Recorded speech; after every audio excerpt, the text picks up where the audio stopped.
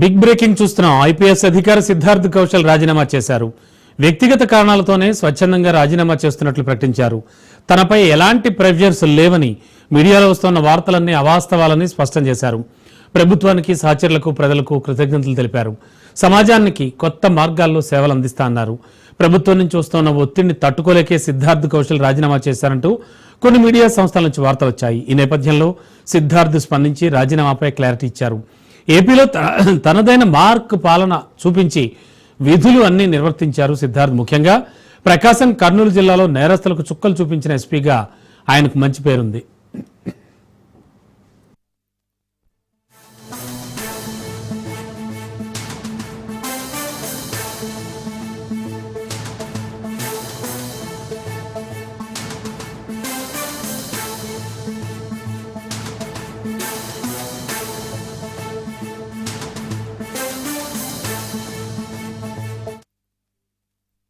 తాను ఐపీఎస్ ఉద్యోగానికి స్వచ్ఛందంగా రాజీనామా చేసినట్టుగా సిద్ధార్థ్ కౌశల్ వెల్లడించారు. తన రాజీనామా లేఖను డీజీపీకి పంపినట్లు ఆయన తెలిపారు. తాను ఐఐఎం విద్యార్థినని, నేపథ్యంలో తనకు మంచి ఆఫర్ రావడంతో ఈ ఐపీఎస్ ఉద్యోగానికి రాజీనామా చేసినట్లు కౌశల్ వివరణ ఇచ్చారు. తాను ఒత్తిళ్ల బారిన పడి ఉద్యోగానికి రాజీనామా చేస్తున్నట్టు వస్తున్న వార్తల్లో ఏమాత్రం వాస్తవాలు లేవన్నారు. అలా వస్తున్న వార్తల్ని సందర్భంగా ఆయన ఖండించారు. కుటుంబ సభ్యులతో చర్చించిన తర్వాతే ఉద్యోగానికి రాజీనామా చేయాలని తాను నిర్ణయానికి వచ్చానని కౌశల్ వెల్లడించారు. ఇక ఏపీ తనకు సొంత రాష్ట్రంలా పరిగణిస్తానని ఆయన చెప్పుకొచ్చారు. తనకు సేవ చేసేందుకు అవకాశం ఇచ్చిన ఏపీ ప్రభుత్వానికి, సీనియర్లకు, సహచరులకు ఈ సందర్భంగా సిద్ధార్థ్ కౌశల్ కృతజ్ఞతలు తెలిపారు. భవిష్యత్తులో సైతం సమాజానికి సేవ చేసేందుకు కృషి చేస్తానని సిద్ధార్థ్ కౌశల్ స్పష్టం చేశారు.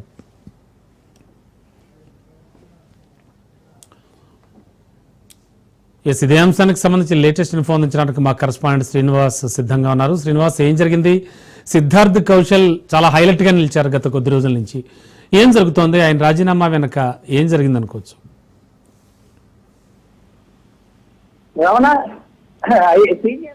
అధికారి అయినటువంటి సిద్ధార్థ్ కౌశల్ తను రాజీనామా లేఖను ఈరోజు ప్రయత్నించడం, అలాగే లేఖ సోషల్ మీడియాలో వైరల్ అవడం తీవ్ర కలకలం రేపుతా ఉంది. ఇతను రాష్ట్ర వ్యాప్తంగా కూడా అనేక జిల్లాల్లో అనేక శాఖలకు సంబంధించిన అనేక పోలీస్ డిపార్ట్మెంట్ లో అనేక పదవులు, అలాగే అనేక బాధ్యతలు కూడా ఇతను నిర్వర్తించడం జరిగింది. అట్లే ముఖ్యంగా గతంలో కృష్ణా జిల్లా ఎస్పీగా కూడా ఇతను పనిచేయడం జరిగింది. ఎక్కడ ఏ జిల్లాలో అతను పనిచేసినా కూడా ఎక్కడ ఎలాంటి ఆరోపణలు కానీ, అలాగే రిమార్క్స్ కానీ ఇతనికి లేకుండానే, ఎలాంటి మట్టి లేకుండా కానీ ఇతను గతంలో విధులు నిర్వర్తించడం జరిగింది. అయితే గత కొంతకాలంగా ఇతను సిద్ధార్థ్ కౌశల్ కొంచెం అంటే అతని గురించి పూర్తి స్థాయిలో అంటే ఏ ఆరోపణలు అంటే ఇతను రాజీనామాకు సంబంధించి కొంతమంది కొన్ని వర్గాలు కావాలని చెప్పేసి అధివేశం చేయడం, తప్పుడు ప్రచారం చేయడం వంటివి జరుగుతున్నాయని కూడా లేఖలో క్లియర్ గా రాయడం జరిగింది. ఈ లేఖ అంటే తాను తన పోలీస్ శాఖతో ఐపీఎస్ కు రాజీనామా చేయడం వెనుక ఎవరి హస్తంతో పాటు ఎవరి ఒత్తిడి లేదని కూడా ఆయన క్లియర్ గా మెన్షన్ చేయడం జరిగింది.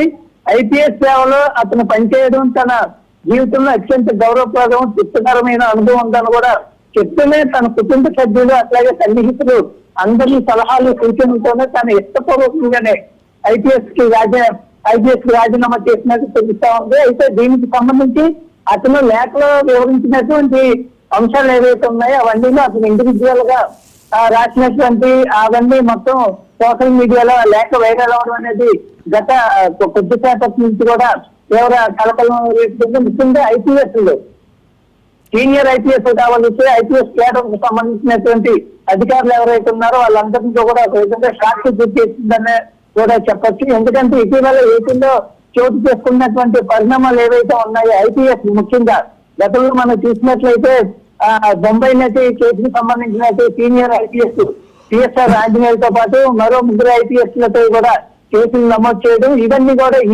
ఇలాంటి పరిణామాలు కూటమి ప్రభుత్వం రాష్ట్రంలో అధికారంలోకి వచ్చిన తర్వాత ఎలాంటి పరిణామాలు చోటు చేసుకోవడం, అవన్నీ లాంగ్ అంటే చట్ట ప్రకారం వాళ్ళందరూ కూడా ఇప్పటికే సిఎస్ఆర్ ఆంజనేయులు రిమాండ్ లో ఉండటం, అలాగే మిగిలిన వాళ్ళు కూడా ముందస్తు బెయిల్కి హైకోర్టును ఆశ్రయించడం జరిగింది. ఇవన్నీ జరుగుతున్న నేపథ్యంలో కొత్తగా ఇప్పుడు సీనియర్ ఐపీఎస్ అయినటువంటి సిద్ధార్థ కౌశల్ తో అట్లాంటి ఆరోపణలు కానీ ఏ విధమైనటువంటి అలిగేషన్స్ కూడా ఆయనపై లేదు. కానీ ఎందుకు రాజీనామా చేయడానికి నిర్ణయం తీసుకోవడం, వెంటనే రాజీనామా లేఖను కూడా సోషల్ మీడియాలో వైరల్ చేయడం, డిపార్ట్మెంట్ పంపడం వంటిది మాత్రం ఇది పూర్తిగా అంటే దీనికి గల కారణాలు అయితే పూర్తిగా తెలియడం లేదు. కానీ ఏమైనప్పటికీ కూడా తమ రాజీనామాకు ఎవరు బాధ్యులు కాదు, అలాగే ఎవరి నుంచి కూడా ఎలాంటి ఒత్తిడి కూడా లేదని కూడా అతను క్లియర్ గా మెన్షన్ చేయడం జరిగింది. రావున ఓకే, థ్యాంక్ యూ శ్రీనివాస్.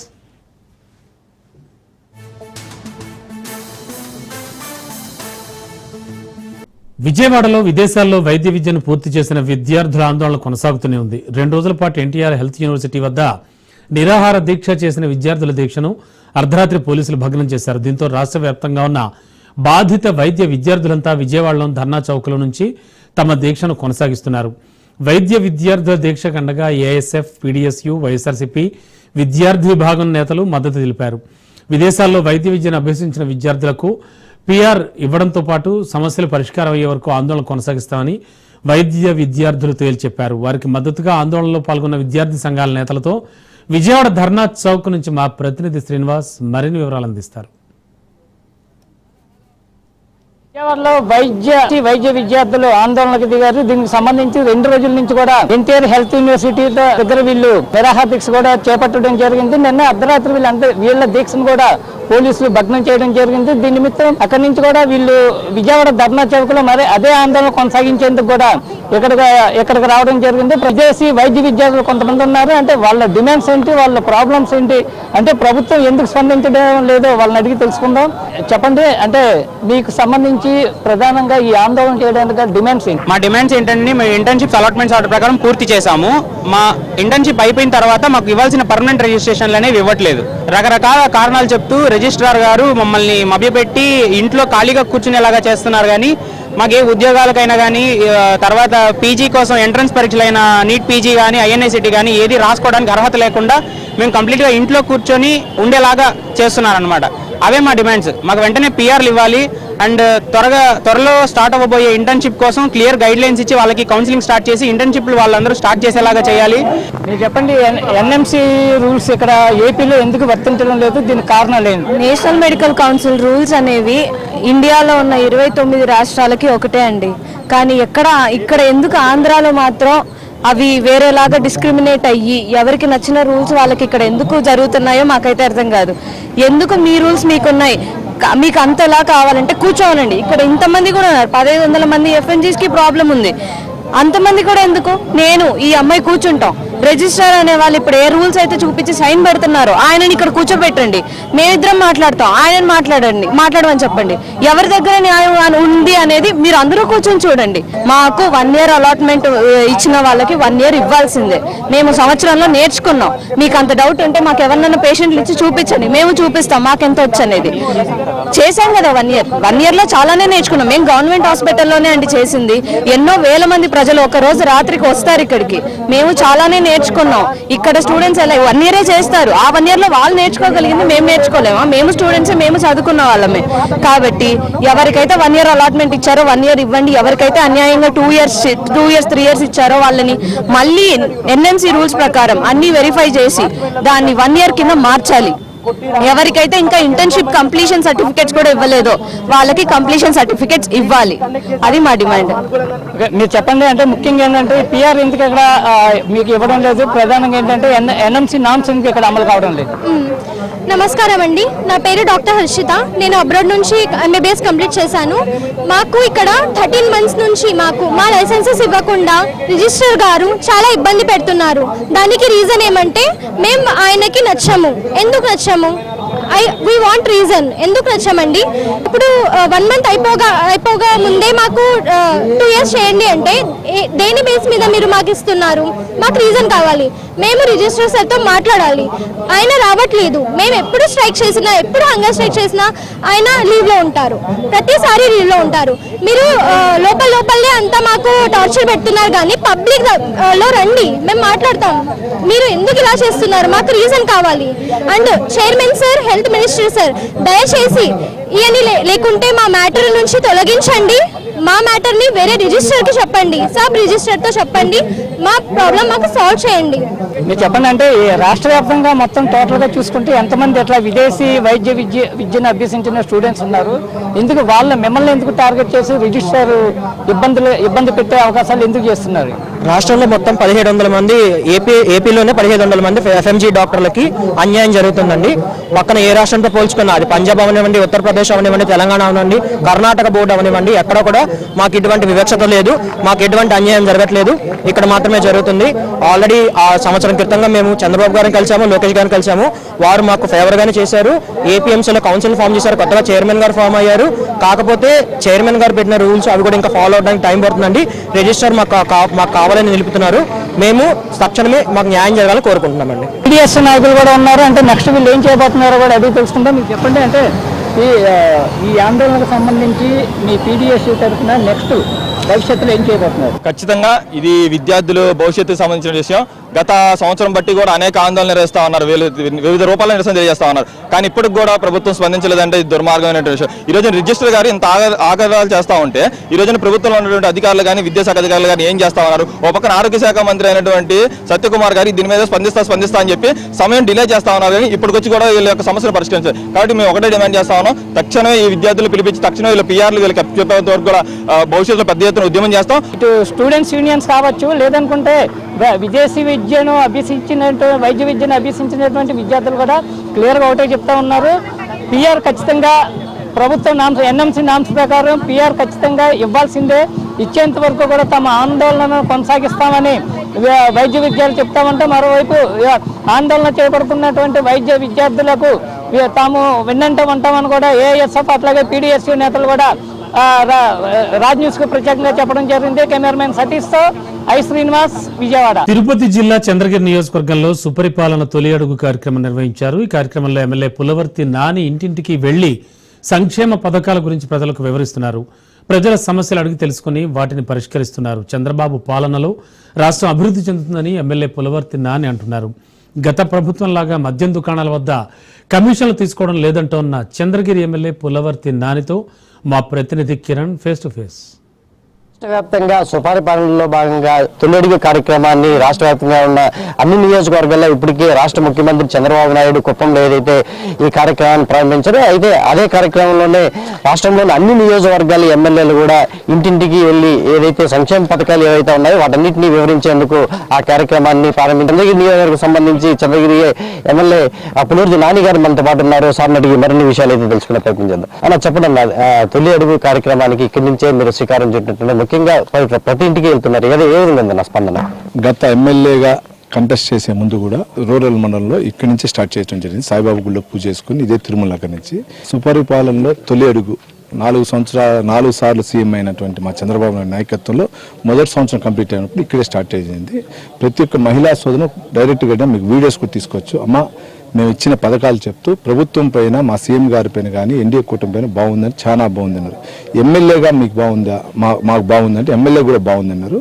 చిన్న సమస్యలు చెప్పడం జరిగింది. ఈరోజు ఇక్కడ చూస్తే చిన్నది ఏమంటే డ్రైనేజ్ సమస్య, వాటర్ సమస్య. ముఖ్యంగా రాష్ట్రంలో ఇస్తున్న పథకాలతో పాటు ఎమ్మెల్యేగా నేను ఇచ్చినటువంటి ఏదైతే డెవలప్మెంట్ యాక్టివిటీస్ అందరూ సంతృప్తిగా ఉన్నారండి. ఇప్పటికే చాలా వరకు కూడా సూపర్ 6 లో ఇంకా అమలు చేయలేదని ప్రతిపక్షాలు ఒక పక్క విమర్శలు చేస్తున్నాయి. ఇప్పటికే అన్ని కార్యక్రమాలు కూడా తల్లికి వందన కార్యక్రమం కావచ్చు, అదేవిధంగా ఫ్రీ బస్సుగా పథకాలు వచ్చి ఈ నెల నుంచి ప్రకటిస్తున్నారు. వీటి మీద ఏమన్నా ప్రజలు ఏమన్నా మిమ్మల్ని అడిగారు? ప్రజలు అయితే నేను మాట్లాడినప్పుడు అంటే మన రాయలసీమ భాషలో మా నాన్న మేము సంతోషంగా ఉన్నామని మాట్లాడుతున్నారు. మా బతుకులో హ్యాపీగా ఉన్నాం. గత ప్రభుత్వంలో మేము నిద్రపోవాలంటే కూడా భయపడేవాళ్ళం, రోడ్డుకు రావాలంటే భయపడేవాళ్ళం. ఈరోజు అది లేదు పరిస్థితి. అన్ని ధరలు తగ్గి మేము హ్యాపీగా ఉన్నాం. కరెంటు ఛార్జీలు పెంచకుండా హ్యాపీగా ఉన్నాం. ముఖ్యంగా మగవారు తాగే మందు తగ్గించేసి మా కుటుంబాలు ఇదంతా బిలో పార్టీ ఉండేది. ఇదే వర్డ్స్ మాట్లాడారు. మంచి మా మందు ధరలు తగ్గించి క్వాలిటీ మందు ఇచ్చి అంటున్నారు. అంటే యాక్చువల్గా మందు తాగొద్దని మేము చెప్తున్నాం, కానీ కొందరు బిలో పార్టీ ఉన్న మహిళా సోదరుల మాటలు.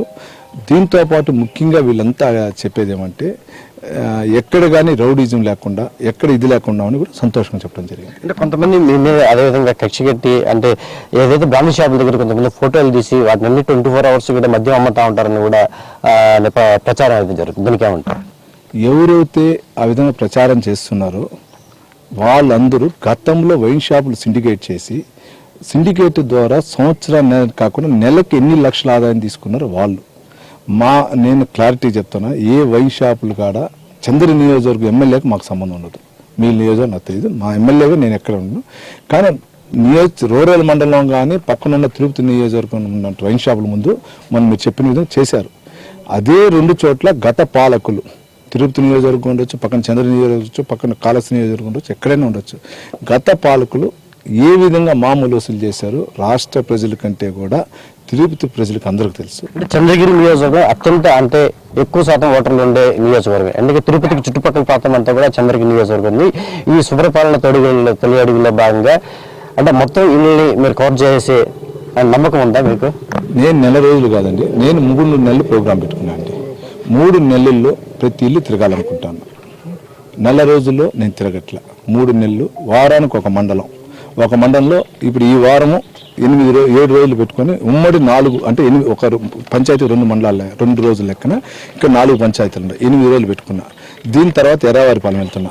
ఎర్రావారిపాలెం తర్వాత చిన్నగొట్టికల్కి వస్తా. చిన్నగొట్టికల తర్వాత మళ్ళీ రూరల్కి వస్తా.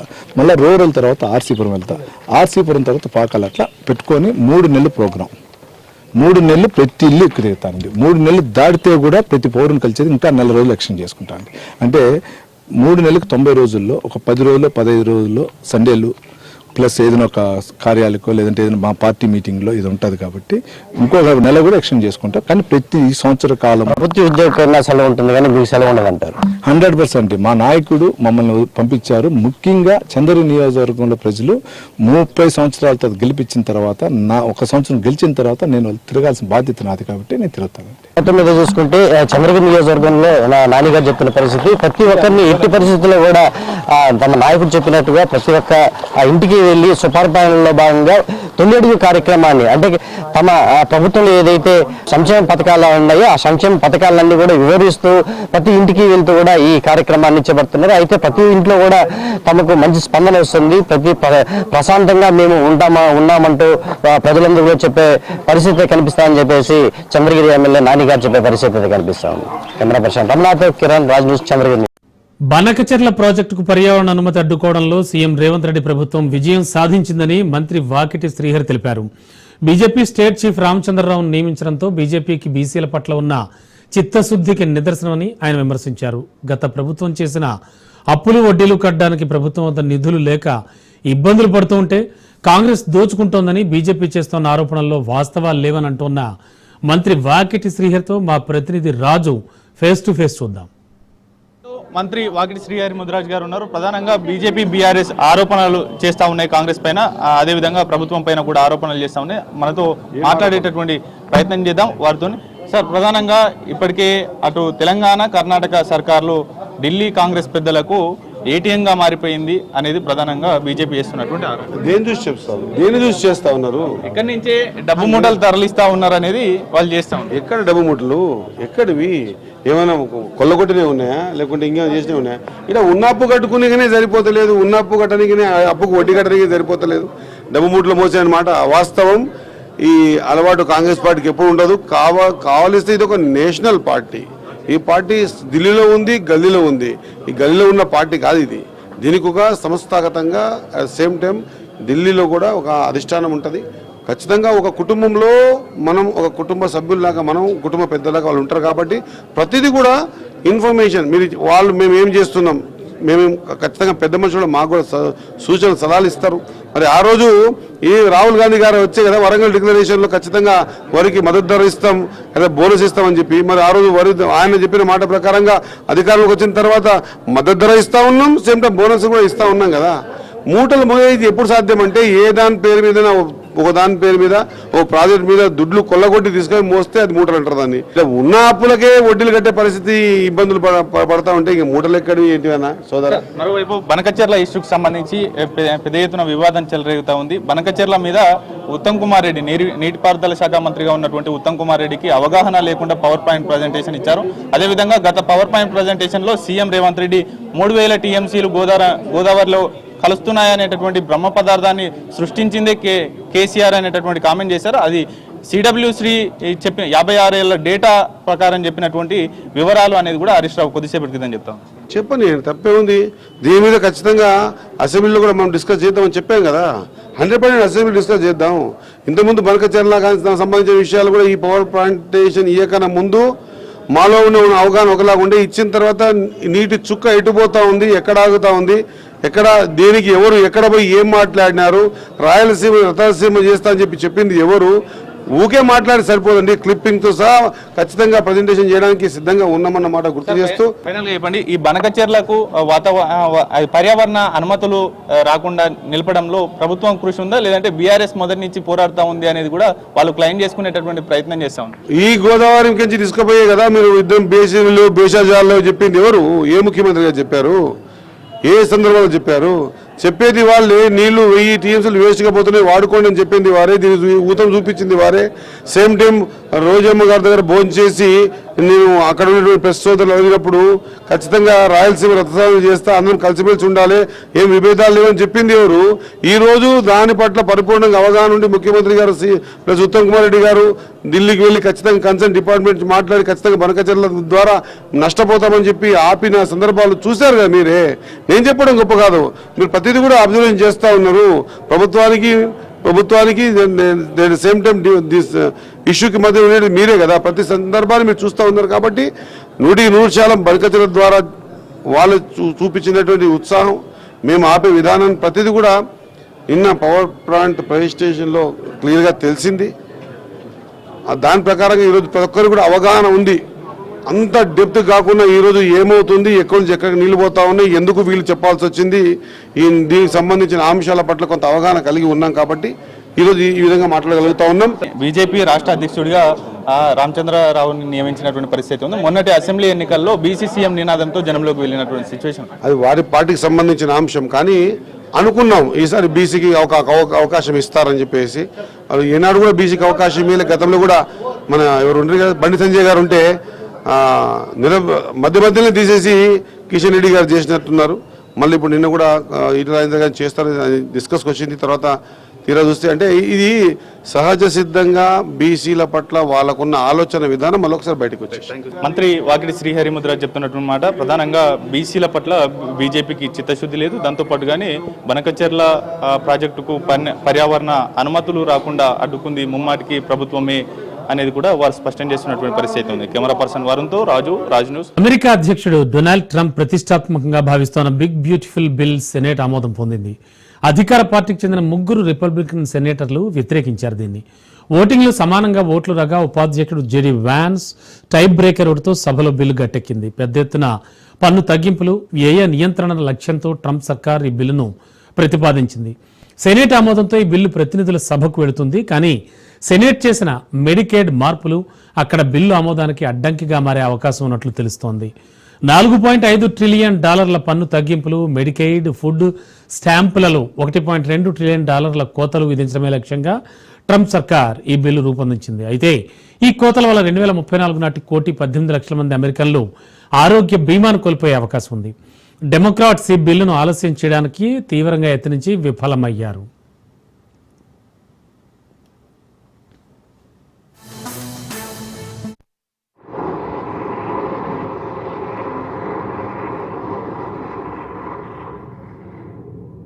On this vote, the yeas are 50, the nays are 50.